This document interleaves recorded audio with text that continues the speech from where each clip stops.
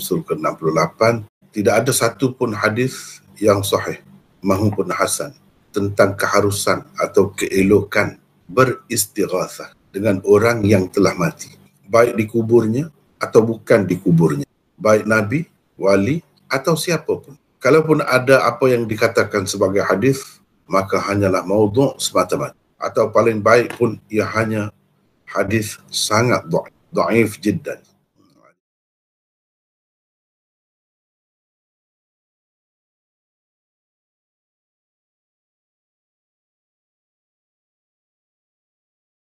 Dia ada dua istilah yang dekat, tawassul dan istighatsah. Tawassul ada yang dibenarkan, ada yang sesuai, tidak bercanggah dengan syariat, dan ada yang bercanggah. Tapi kalau istighatsah boleh dikatakan tak ada lah, memang bercanggah. Hari ini nampaknya penyakit ini sudah menular ke tanah air kita pun, sebab sudah ada kecenderungan ke kubur ni banyak. Semula nak ada penyakit tu, bunga-bunga dia tu, kemuncaknya ialah syirik. Saya telah tengok akibat dia sebab saya duduk di negara yang memang ramai berpahaman macam ni. Dia memang syirik. Mula-mula pergi kubur dulu, nak berdoa, kubur dekat kubur tu berdoa. Kononnya lebih berkat lah, lebih mudah diterima oleh Allah lah di kubur. Ataupun dengan minta kepada orang yang sudah mati di kubur tu. Kalau minta secara langsung, minta dengan dia, itu memang syirik. Memang syirik. Kalau minta dia berdoa kepada Allah, itu pun tak pernah ada dibuat oleh Nabi SAW.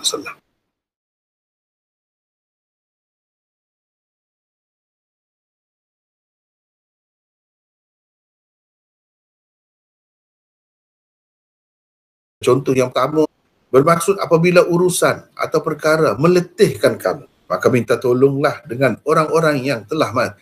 Mana ashabil kubur, orang-orang yang berada dalam kubur. Kamu tak boleh selesaikan masalah kamu atau apa-apa ujian lah yang menimpa kamu tu, kamu tak mampu dah nak menghadapinya. Lah, kena pergi dekat kubur. Sebab tu orang pergi ke kubur tu biasanya tempat orang pergi kubur Nabi-Nabi lah, kubur Nabi Hud misalnya, didakwa di Yaman, kubur wali-wali misalnya, di Pakistan tu, di Iran lah, imam-imam, di Turki, di Syria, di Mesir, di mana penyakit ni sudah ada. Sampai ke peringkat memang syirik, memang minta tu dengan orang dalam kubur.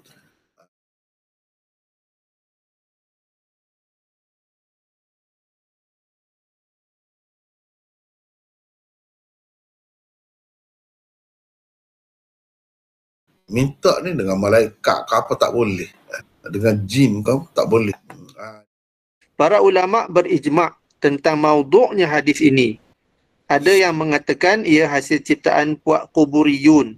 Ada juga yang mengatakan ia hasil rekaan puak zindiq dan musyrikin untuk merosakkan agama Islam. Hadis itu tiada asalnya. Ia langsung tidak mempunyai sanad. Tidak tersebut di dalam mana-mana kitab pun sanadnya. Cuma ia didakwa sebagai hadis Nabi SAW, khususnya oleh puak kuburiyun dan setengah golongan sufi. Imam Ibn Taymiyah berkata, ini adalah hadis palsu dan diadakan atas nama Nabi SAW. Inilah contoh satu hadis yang didakwa hadis tapi sanad dia pun tak ada. Yang macam ni lah orang panggil hadis yang tiada asalnya. Cerita yang dibuat-buat, dakwaan semata-mata. Jadi itulah masalahnya dalam masyarakat kita ni, bila dibawa hadis ini kata hadis. Mana orang biasa ni nak tahu hadis ke tidak? Apa yang tersebut dalam hadis itu jelas termasuk dalam bab istighatsah yang diharamkan dengan ijma' sekalian ulama. Kerana ia merupakan kesyirikan. Memang tak boleh lah, sia-sia lah kita minta dengan orang, terutamanya yang telah mati. Minta pula benda yang memang di luar daripada kemampuan dia. Semasa dia hidup pun dia tak boleh buat. Setengah-setengah orang ni buat kuburiyun ni, dia kata lepas mati tak. Walaupun masa hidup dia tak boleh, tapi lepas mati dia boleh. Dia ambil dalil daripada mana? Sedangkan kita dah tengok, kalau dia hidup, kita panggil dia dengar. Ni in tad'uhum la yasma'u du'aakum. Kalau kamu seru mereka, mereka tak dapat dengar seruan kamu. Dah mati. Nak dengar macam mana? Macam mana kita kata orang yang telah mati tu lebih mendengar pula? Dan pada hari kiamat nanti mereka tu yakfuru nabi syirkikum, akan menolak kesyirikan kamu. Orang yang duduk seru nabi ke, mereka ke, wali ke apa ke, besok mereka tu semua Berlepas diri. Berlepas diri. Kenapa kamu semua aku? Kenapa kamu duduk minta dengan aku? Jadi orang-orang yang kata boleh tu, kita tidak. Dia kata, kita minta kepada Allah. Gitu. Mudah je. Sebenarnya kalau kita perhati sikit je, bila saja orang tu mati, dia tak boleh nak sembahyang, nak minta ampun kepada Allah, tak boleh. Kita tolong minta ampun untuk dia. Macam mana pula kita nak minta dia minta ampun untuk kita? Dah Nabi ajar, Allahumma ghafir lahu warhamhu. Kita minta Allah ampunkan dia, Allah kasihani dia. Dia lebih memerlukan kepada kita. Tapi jadi terbalik, orang Islam ni yang telah terpedaya dengan pahaman-pahaman yang karut macam ni, orang yang mati tu pula diminta supaya istighfar untuk, supaya minta ampun untuk, supaya minta rahmat dan nikmat Allah. Pelik tu kan, terbalik tu. Keadaan asal orang yang telah mati dan telah dikebumikan menurut Al-Quran ialah tidak mendengar. Hadis ini pula menyatakan ia mendengar, bukan sekadar mendengar, malah dapat memberi pertolongan kepada orang-orang yang masih hidup di atas muka bumi. Lihat firman Allah surah An-Naml ayat 80. Sebagai buktinya, bermaksud sesungguhnya kamu tidak dapat menjadikan orang-orang yang mati mendengar dan tidak pula dapat menjadikan orang-orang yang tuli mendengar seruanmu apabila mereka telah berpaling membelakang. Jadi Al-Quran letak tepi lah. Sepatutnya kita orang Islam ni Quran lah nombor satu. Itulah. Hadis itu seolah-olahnya menyatakan kuasa orang yang telah mati melebihi kuasa Allah Subhanahu Wa Taala. Ia tidak menyuruh orang ditimpa bencana atau berada dalam suatu dilema meminta pertolongan kepada Allah. Baliknya menyuruh dia meminta pertolongan kepada orang yang telah mati. Memohon kepada orang-orang yang telah mati untuk disempurnakan sesuatu hajat, sama ada secara langsung daripada mereka atau dengan menjadikan mereka sebagai perantara wasilah yang akan berdoa kepada Allah, tidak pernah dinukilkan daripada sesiapa pun dari kalangan as-salafus salih melakukannya. Tidak beristighath pada orang mati atau orang yang sudah tiada, sama ada ia nabi atau wali, tidak pernah disyariatkan dan tidak juga ia termasuk dalam amal salih.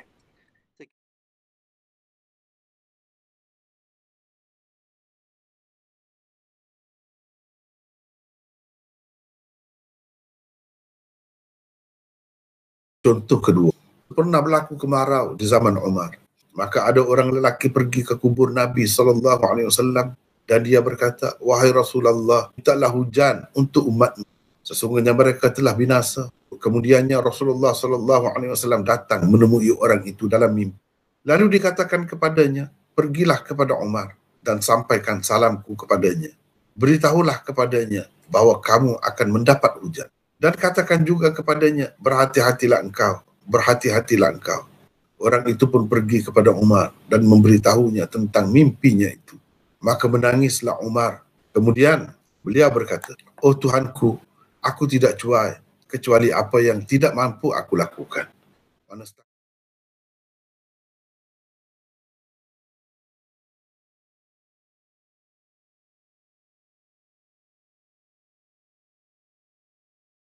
Komentar.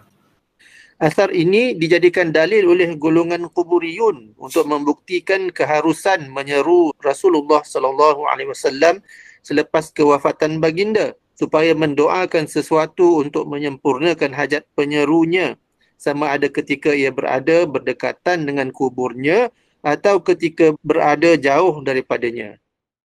Yang menyebabkan jadi semakin sukalah puak-puak kuburiun tu, sebab Hafiz Ibn Hajar kata Abi Syaibah meriwayatkannya dengan isnad yang sahih. Jadi makna hadis ni sahih lah kira-kiranya. Jadi makna ini menunjukkan boleh minta dengan orang yang telah mati, khususnya Nabi.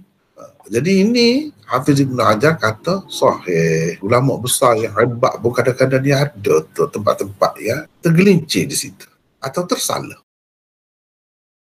Para ulama hadis yang datang kemudian mengkritik pentashihan Hafiz Ibn Hajar terhadap asar tersebut. Bagi mereka, itu termasuk dalam salah satu ketelanjuran beliau.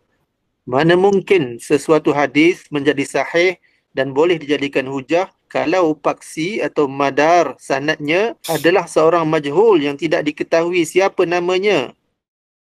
Tiada siapa pun dari para sahabat ke pernah pergi ke kubur Nabi SAW untuk meminta hujan dan lain-lain kepadanya. Allah mengajarkan kepada manusia apabila mengalami kemarau, firman Allah di dalam surah Nuh ayat 10 hingga 11. Mereka hendaklah beristighfar kepadanya, bukan pergi ke kubur Nabi dan memintanya supaya meminta hujan kepada Allah. Sayyidina Umar sendiri apabila berlaku kemarau di zamannya bersolat istisqa beramai-ramai. Beliau kadang-kadang bertawassul dengan Abbas, bapa saudara Rasulullah SAW yang masih hidup lagi pada ketika itu, dengan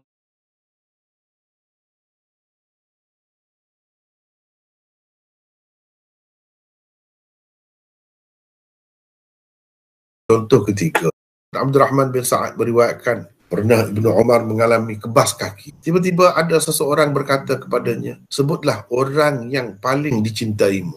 Mana sebutlah nama. Orang yang paling dicintaimu. Mendengar kata orang itu, beliau terus berkata, wahai Muhammad.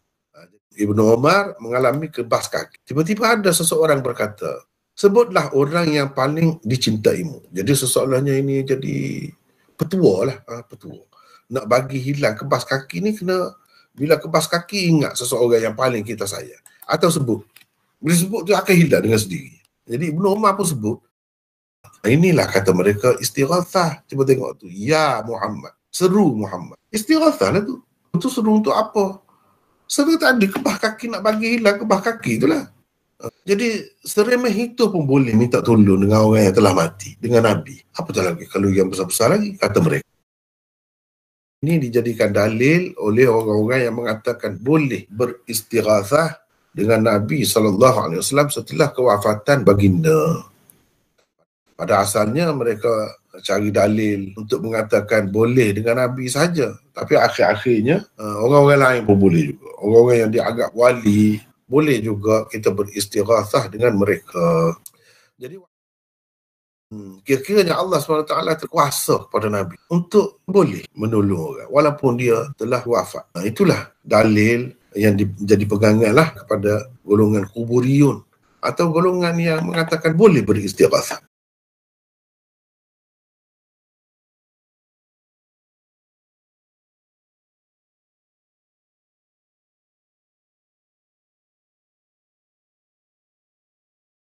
Komentar.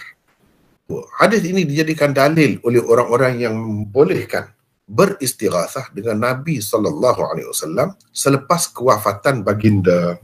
Kata mereka, ini adalah dalil yang paling terang tentang keharusan menyeru Nabi SAW sebagai istighathah.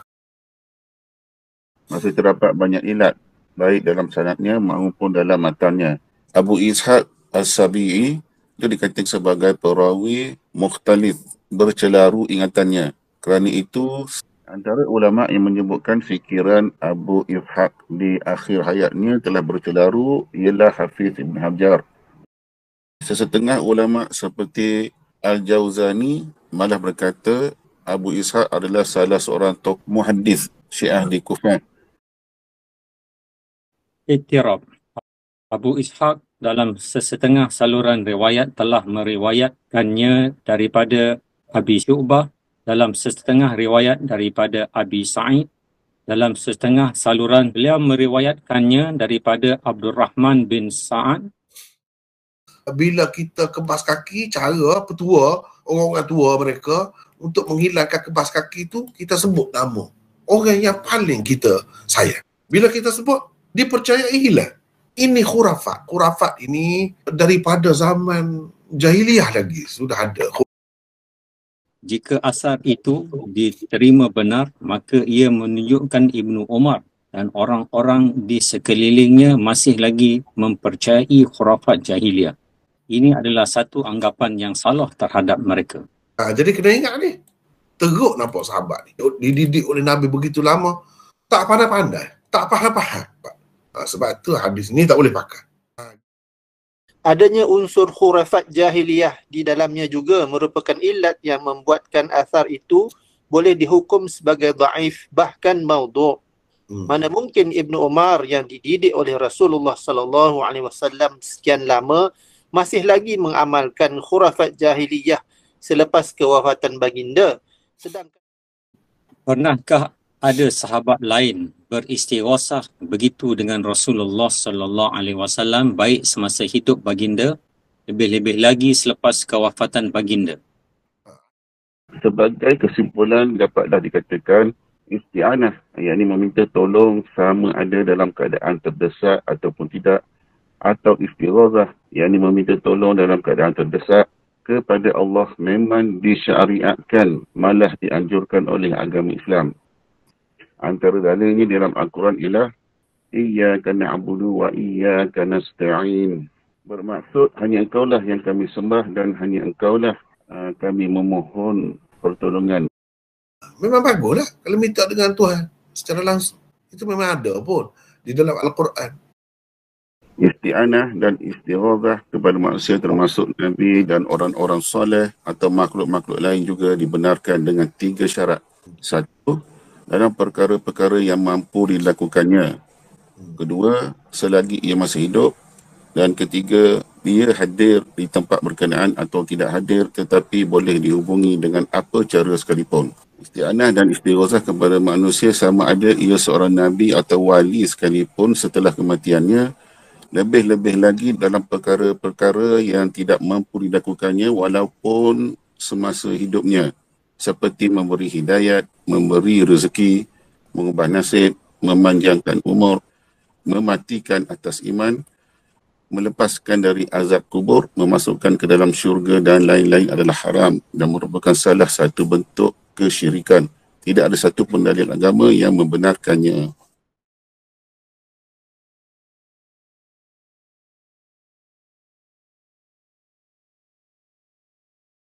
Istighfar. Kita dapati ulama-ulama dari dulu lagi keliru masalah ni. Walaupun tidak semua. Dia kata bolehlah istighfar. Dan ini membawa umat Islam kepada kesyirikan. Setengah-setengahnya betul-betul dah jadi syirik sekarang ni. Walaupun mereka kata tak jadi syirik lagi macam tu. Jadi syirik ni kalau kita anggap orang dalam kubur tu sebagai sembahan kita, sebagai Tuhan. Ni kita tidak anggap dia Tuhan kita satu. Jadi kalau selagi begitu, Tuhan kita Allah satu tu saja. Tapi macam-macam takwilannya lah. Tuhan beri kuasa kepada dia. Macam-macam. Mereka kata begitu. Jadi timbul macam-macam fitnah lah. Akhir-akhir ni tempat kita pun dah sampai benda ni. Semakin diperluaskan. Akhir sekali pun boleh juga minta dengan wali-wali yang telah mati. Bahkan kita sudah dapat dengar dah sekarang di tempat kita. Mereka kata apa? Wali-wali ni lepas dia mati lagi baik. Lagi dekat dia dengan Tuhan. Sebab apa? Dia tak ada kesibukan dunia. Semasa dia dalam dunia dahulu, dia ada keluarga, ada anak isteri. Sibuk nak uruskan mereka. Bila dia mati tu habis dia cerita. Jadi sesoalnya dia tu bukan pejabat baru. Siapa-siapa nak minta, dia bolehlah bagi apa-apa. Ada yang pergi minta terus pun ada. Ada yang pergi minta tu minta biar dia doa.